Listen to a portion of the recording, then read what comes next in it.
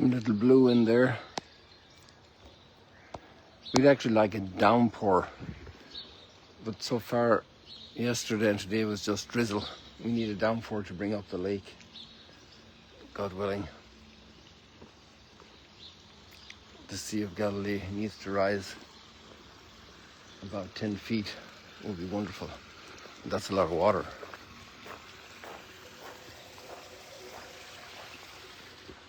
So there are some showers, obviously. Well, it must have rained a bit more. There's a lot of waterlogged here. In here, it's easier to waterlog than outside. When it's waterlogged outside, then there was the rain.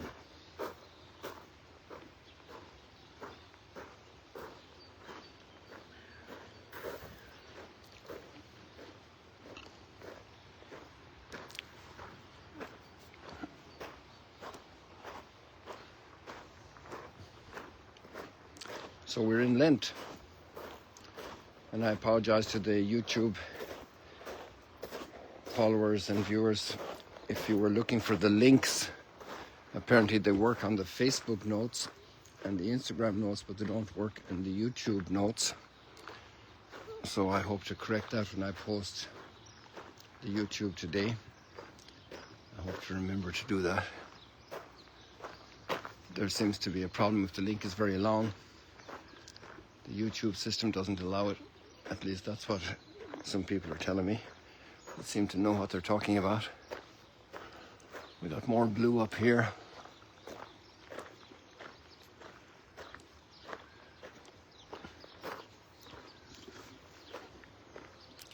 A group of Anglicans arrived yesterday.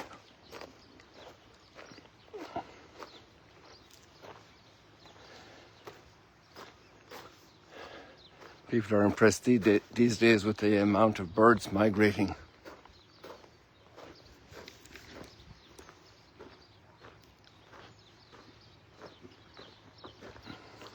I don't know if you can see them. I need to zoom in a little bit for you.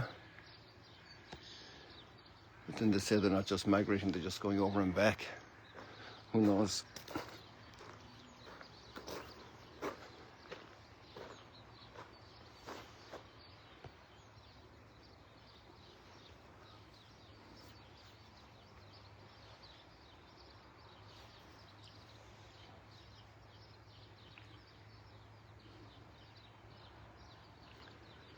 Interesting how nature works.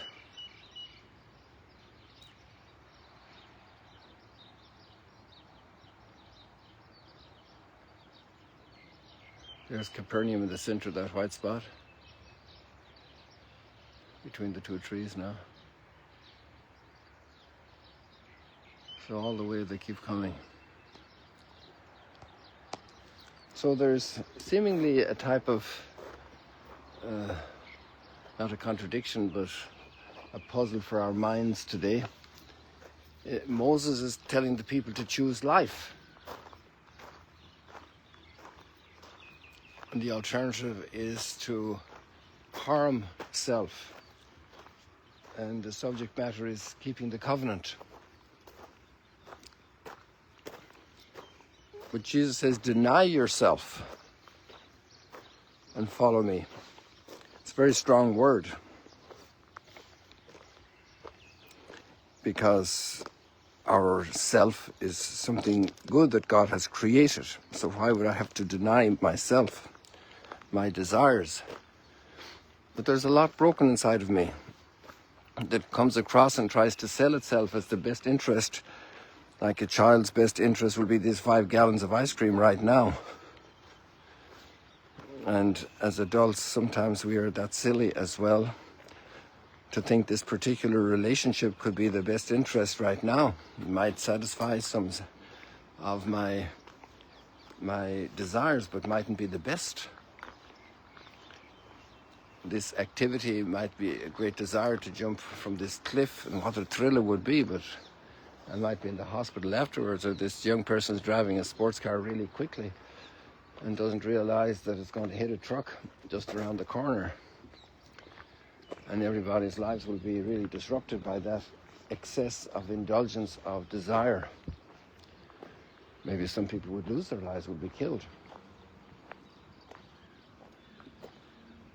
Some people have a great desire for certain substances and end up addicted. So what I want is not necessarily the best, but I want it. Okay, you're given freedom.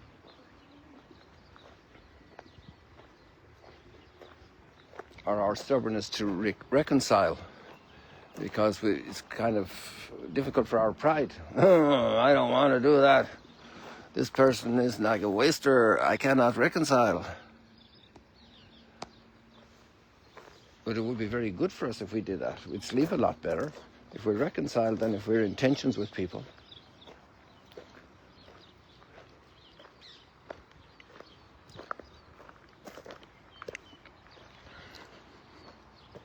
And Jesus said, deny yourself.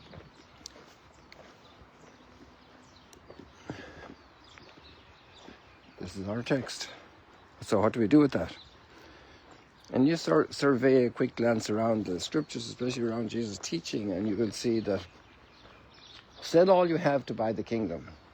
But the biggest thing we have to sell isn't a house. It's our own pride. A lifestyle, a behavior, a process.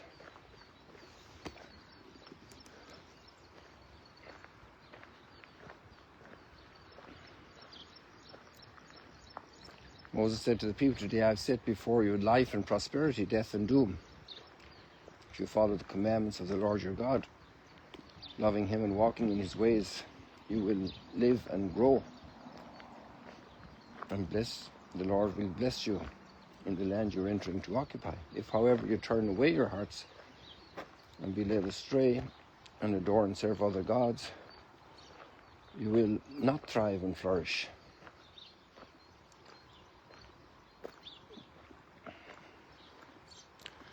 It's interesting how the choice that's placed before us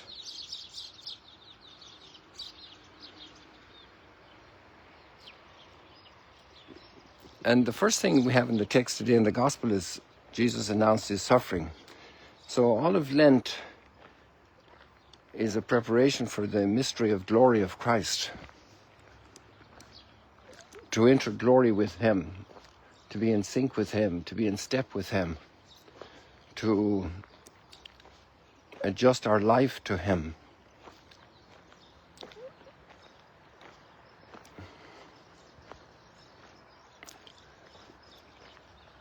And this is where denial of self comes in, because if we look to that letter of the Philippians, which is a wonderful contemplation at the beginning, the second chapter I think it is, and he did not covet being godlike, but emptied himself and came to live, the divine person, came to live, the second person of the Blessed Trinity, came to live in our form, and he took on human nature and became like one of us, even to the point of death on a cross, enduring excruciating injustice for my redemption, to show me a path to open up human nature for the inpouring of grace, for the indwelling of the Holy Spirit, the complete victory of love over hatred and violence. So this is the point of arrival. You know, you're driving. Yesterday we had some pilgrims leave for home, going back to the United States of America. So if they went the other direction instead of towards the airport, if they took a flight towards China instead of towards the USA, if they took, or South Africa, they wouldn't get home. And the direction we're going in Lent is to the Easter mystery, to the great self-giving that our Lord offered us. This is the whole reason of this discipline, is to be in sync with him when Holy Week comes around, when Good Friday comes around. So we're not trying to do a Tarzan-like effort of flexing spiritual muscles. We're following a path, come follow me. I think we have these words today as well. If anyone wishes to come after me, he must deny himself, take up his cross daily and follow me. And that's not a sad route. It's a tough route, but it's not a sad route.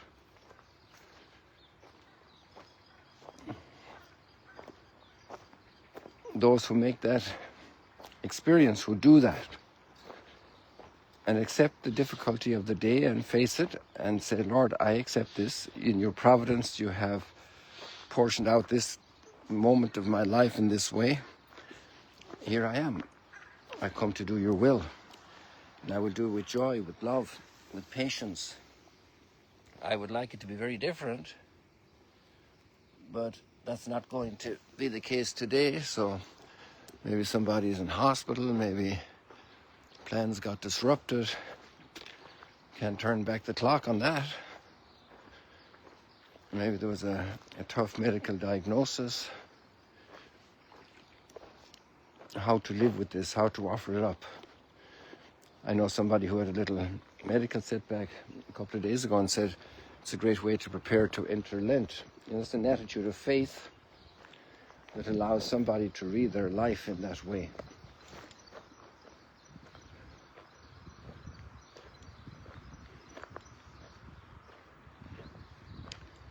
If anyone wishes to come after me, he must deny himself.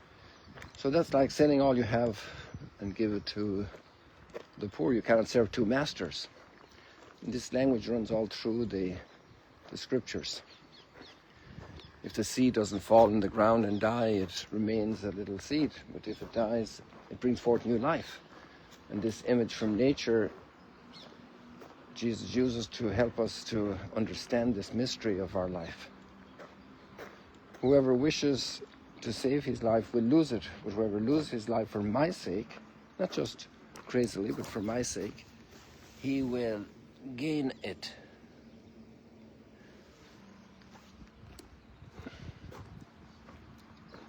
What profit is there for one to gain the whole world and lose himself, forfeit himself? That's like the Roman soldiers who had a game. They declared the soldier a king for the day and they crucified him the next day. He could do anything he wanted those 24 hours. But then he was crucified. A horrible, obnoxious, repugnant process. But what's the difference doing it in one day or doing it in a lifetime? So it's tough talk today. But there's a beautiful verse in the Psalm that helps us to have the strength. Blessed are they who hope in the Lord. So as I go this path of Lent, I will do it hoping in the Lord. I put my trust in him. He will do it. He's living in me. The Holy Spirit has brought me this far in life. And today I will actually even see the sun come out. And if the Lord is living in me, no matter how bad the clouds are, then I can accept this. I can walk each step. I will follow. I will take up my cross today. And I will say, yes, Lord, here I am. Here I am. Your servant is ready. You love me. You're my friend. I want to be your friend. I want to be in your company. I'm coming along, Lord. Just let my flower blossom slowly or more quickly than I'm blossoming, and you'll take care of that. Because you give me the strength to do these things. People, isn't that lovely we got the sun today after all that cloud? God bless you. May you be consoled and strengthened and filled with God's company. And if it's hard to pray, don't worry, just persevere.